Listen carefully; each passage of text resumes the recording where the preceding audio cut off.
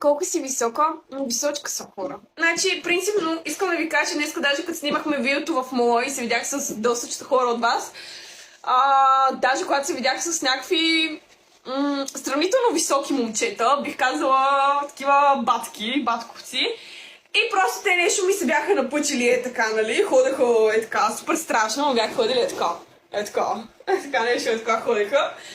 И бяха, нещо, докато ходеха така, и аз просто се изпъчих и просто станах по-висока от тях.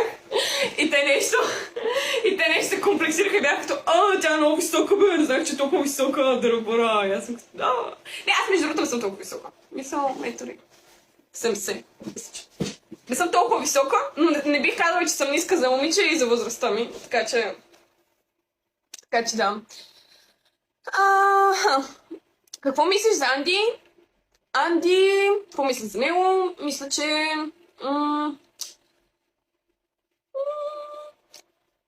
ако трябва да го... Приятели с мен, ако трябва да опиша...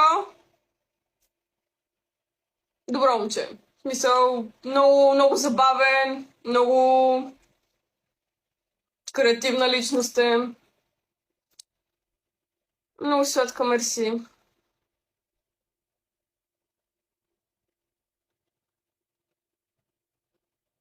Срещала ли си Мексън? Нали с Мексън снимахме заедно проклятието, как да не съм срещнала? Благодаря много, Алексчето, Ники, благодаря за гифтата.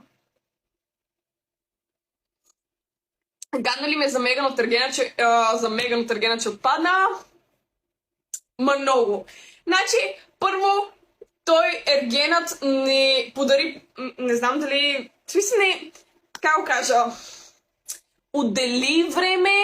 отдели време на Меган, но не мисля, че беше достатъчно време, понеже тя беше супер неконфликтна, изключително неконфликтна, беше изключително умна, интелигентна и не мога да кажа, че всичките момичета в Ергена са така, даже повечето. И беше изключително умна, дошла от Канада.